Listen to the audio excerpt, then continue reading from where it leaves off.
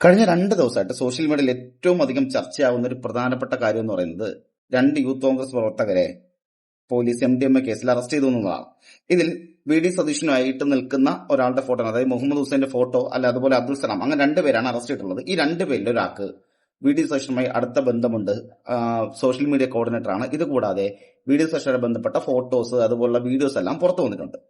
ഇതുമായി ബന്ധപ്പെട്ട് കഴിഞ്ഞ 2 ദിവസത്തിലധികമായി CPMന്റെ സൈബർ മേഖലയിൽ ഏറ്റവും കൂടുതൽ പ്രചരിക്കുന്നത് പൂക്കി സതീശനിത MDMA ആൾക്കാരെ സപ്പോർട്ട് ചെയ്യുന്നു, അല്ലെങ്കിൽ NDMA ആൾക്കാർക്ക് വേണ്ടി അനുകൂലമായി സംസാരിക്കുന്നു, ഇവരെല്ലാം ഏറ്റവും അടുത്ത ആൾക്കാരാണെന്നുള്ളതാണ്. എനിക്കറിയാത്തോണ്ടൊരു കാര്യം ചോദിക്കട്ടെ. ഇന്ന് സതീശൻ വന്ന് കുറച്ച് കാര്യം പറഞ്ഞു, അതവിടെ നിൽക്കട്ടെ. അതിന് മുന്നൊരു കാര്യം പറയും. എനിക്കറിയാത്തൊരു കാര്യം ചോദിക്കുകയാണ്. ആദ്യമേ തന്നെ VD സതീശന് ഈ പറഞ്ഞ MDMA കേസിലെ പ്രതികളുമായി ഈ പറഞ്ഞ കൊടുക്കൽ വാങ്ങലുണ്ടെന്നോ, അതല്ലെങ്കിൽ ഈ VD സതീശനുമായിട്ട് ബന്ധപ്പെട്ടാണ് ബിസിനസ് നടക്കുന്നതെന്നോ നിങ്ങൾക്ക് ആർക്കെങ്കിലും അഭിപ്രായമുണ്ടോ? ഉണ്ടെങ്കിൽ അത് പറയണം. രണ്ടാമത്തെ കാര്യം, ഇന്ന് ആദ്യമായിട്ടാണോ ഈ പറഞ്ഞ MDMA കേസിൽ ഒരു രാഷ്ട്രീയ പ്രവർത്തനം അറസ്റ്റിലാവുന്നത്? അല്ലല്ലോ അല്ലേ? ഇനി ആദ്യമായിട്ട് യൂത്ത് കോൺഗ്രസിന്റെ ആളല്ല മാത്രമല്ലല്ലോ അല്ലേ അറസ്റ്റിലാകുന്നത്? ഇനി അതവിടെ നിൽക്കട്ടെ.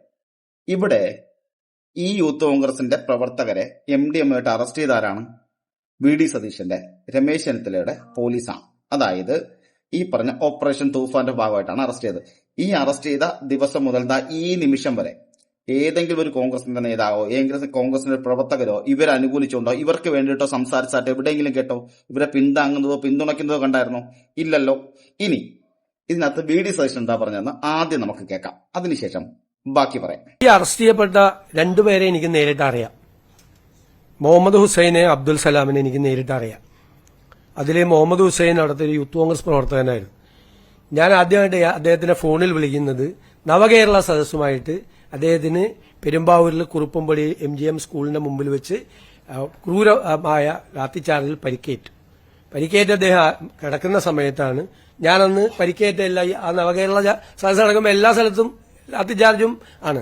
അപ്പൊ ഇദ്ദേഹത്തെ ഫോണിൽ വിളിച്ചു, ആശ്വസിപ്പിച്ചു. അപ്പൊ ഞാൻ ആശ്വസിപ്പിച്ച കൂട്ടത്തിൽ എപ്പോഴെങ്കിലും ഞാനൊന്ന് വീട്ടിൽ വരാം എന്ന് പറഞ്ഞു. സാധാരണ പറയാറുണ്ട്, പറ്റാവുന്ന സ്ഥലത്ത് പോവാറുണ്ട്. ഞാൻ ഇദ്ദേഹമുള്ള ആ വെങ്ങോല പഞ്ചായത്തിൽ ഒരു പരിപാടിക്ക് പോയി കഴിഞ്ഞപ്പോൾ MLA-യോടും അവിടുത്തെ പാർട്ടി ഭാരവാഹികളോടും ഒപ്പം അവരെല്ലാം കൂടി പറഞ്ഞു ഒന്ന് പോകണം, സാറ് വാക്ക് കൊടുത്തിട്ടുള്ളതാണെന്ന് പറഞ്ഞ് ആ വീട്ടിൽ പോയി ഇദ്ദേഹത്തെ കണ്ടതിന് ഫോട്ടോസൊക്കെ ഉണ്ട്. അവിടുത്തെ പാർട്ടിക്കാർക്കോ പബ്ലിക്കിനോ ഇതൊന്നും അറിയില്ലല്ലോ ഇദ്ദേഹത്തിന് ഇങ്ങനത്തെ ഒരു സംഭവം ഉണ്ടെന്ന്. ഇപ്പോൾ അറസ്റ്റ് ചെയ്യപ്പെട്ടപ്പോഴാണ് നമ്മൾ അറിയുന്നത്. അത് എന്റെ സോഷ്യൽ മീഡിയ ടീമിലൊന്നുമില്ല. എനിക്ക് പ്രതിപക്ഷ നേതാവായിരിക്കുമ്പോഴും സോഷ്യൽ മീഡിയ ടീമില്ല, ഇപ്പോഴും സോഷ്യൽ മീഡിയ ടീമില്ല. ഞാനൊരു കോർഡിനേറ്ററെ ഒന്നും ഒരു സ്ഥലത്തും വെച്ചിട്ടില്ല. അതൊക്കെ ഓരോരുത്തർ ഓരോ ഇതിന്റെ അംഗമായിട്ട് ചേരുന്നതിന് ഇപ്പം നമുക്ക് എന്ത് ചെയ്യാൻ പറ്റും?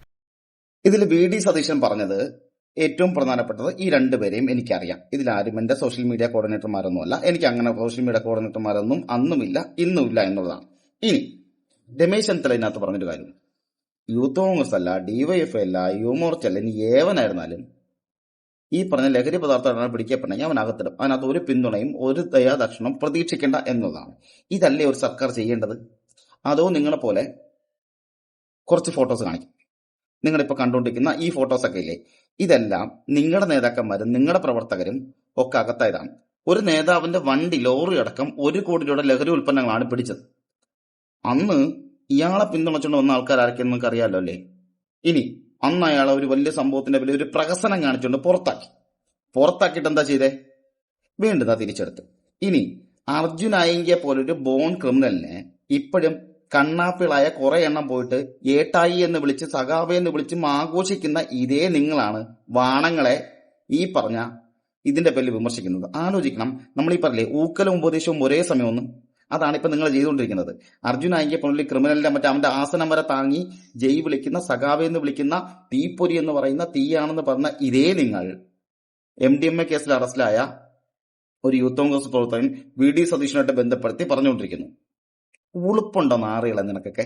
എന്തടിസ്ഥാനത്തിൽ ഇവിടെ ഏത് കോൺഗ്രസ്സുകാരനാണ് ഈ പറഞ്ഞ ആരെങ്കിലുമൊക്കെ പിന്തുണച്ചത്, ആരെങ്കിലുമൊക്കെ സപ്പോർട്ട് ചെയ്തത്? അപ്പോ നിങ്ങൾ ഈ പറയുന്നതിൽ തന്നെ ഇരട്ടത്താപ്പ് എത്രത്തോളം ഉണ്ടെന്ന് ആലോചിക്കണം.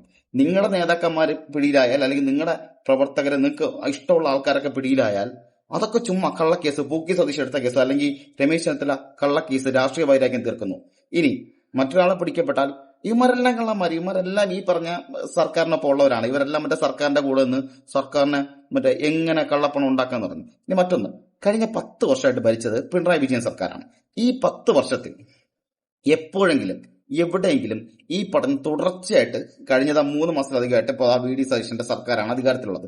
ഇതിൽ തൂഫാൻ വന്നിട്ട് 1.5 മാസത്തിലധികം ആവുന്നേ ഉള്ളൂ. ഈ 1.5 മാസത്തിലേക്ക് എത്ര കിലോ കഞ്ചാവാണ് പിടിച്ചത്, എത്ര കിലോ MDMA ആണ് പിടിച്ചത്, എത്ര ലഹരി വസ്തുക്കളാണ് പിടിച്ചിട്ടുള്ളത്?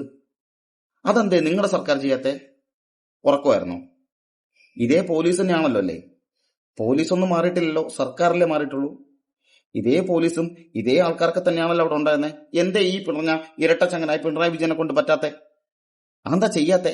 അപ്പോ ഇവർക്ക് ഇന്നവരെ താങ്ങിക്കൊടുത്ത കുറെ കഞ്ചാവുകളിലായ നിങ്ങളുടെ ആൾക്കാർ തന്നെയാണ് ഇപ്പൊ ഈ പറഞ്ഞ വമ്പൻ ഡയലോഗ് ഓടിക്കുന്നത് കൂടി മറന്നു പോകരുത്.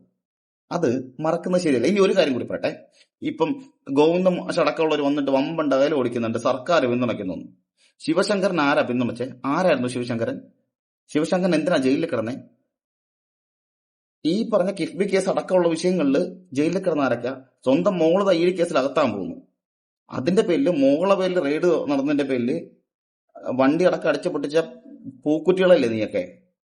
നീയൊക്കെ കിടന്ന് കൂടുതൽ ഉണ്ടാക്കരുത്. അതാണ് ഞാൻ നേരത്തെ പറഞ്ഞ ഊക്കലും ഉപദേശവും മറ്റേ ഒരുമിച്ച് ഉണ്ടാക്കാൻ നിൽക്കരുത്. ഇനി ഇപ്പതാ പ്രചരിപ്പിച്ചുകൊണ്ടിരിക്കുന്ന ഒരു കാര്യമുണ്ട്, സതീശൻ വന്നതാ വീണ്ടും യൂട്ടൻ അടിച്ചു അല്ലെങ്കിൽ കള്ളം പറയുന്നുള്ളത്. അതിന് പറയുന്ന കാരണം എന്നറിയാമോ? സതീശൻ പറഞ്ഞത് ഞാൻ 2023 നവകേരള സദസ്സിൽ ആക്രമിട്ടപ്പോൾ ഞാൻ വിളിച്ചിട്ടുണ്ട് എന്നുള്ളതാണ്. അതിനു മുന്നേ അറിയില്ല എന്ന് പറഞ്ഞിട്ടില്ല. ഇപ്പൊ നിങ്ങൾ പറയുന്നത് എങ്ങനെയാ? അതാ സതീശൻ കള്ളം പറഞ്ഞു. സതീശന് 2023 അറിയുന്നത്, 2021 ഫോട്ടോ ഉണ്ട്. ആയിക്കോട്ടെ, 2021 ഫോട്ടോ ഉണ്ട്, 2020 ഫോട്ടോ ഉണ്ട്. അയാളൊരു രാഷ്ട്രീയ നേതാവാണ്. ഇപ്പൊ നിലവിൽ ഈ പറഞ്ഞ ആദ്യം അദ്ദേഹം പ്രതിപക്ഷ നേതാവ്, ഇപ്പൊ മുഖ്യമന്ത്രിയാണ്. അതുകൊണ്ട് അതിന് ഫോട്ടോ എടുക്കൂലേ? നിങ്ങളുടെ നേതാവിനെ പോലെ അല്ലെങ്കിൽ പിണറായി പോലെ മാറി നിൽക്കാൻ കടക്ക് പുറത്ത് എന്റെ വീട്ടിൽ പോയി ചോദിക്കുന്നൊന്നുമല്ല പറയുന്നത്. ഫോട്ടോ എടുക്കും. അയാളുടെ നേതാവാണ്, അയാളുടെ കൂടെ നിന്ന് ഫോട്ടോ എടുക്കാൻ എന്താ കുഴപ്പം? ആ ഫോട്ടോ എടുക്കുന്നവർക്ക് ഏതെങ്കിലും കേസിൽ പ്രതിയായ അവരെല്ലാം ബന്ധമുണ്ടെന്നാണ്. അങ്ങനെയാണെങ്കിൽ അത് നിങ്ങൾ സമ്മതിക്കാൻ തയ്യാറാണോ? എങ്കിൽ അതും കൂടി പറയണം.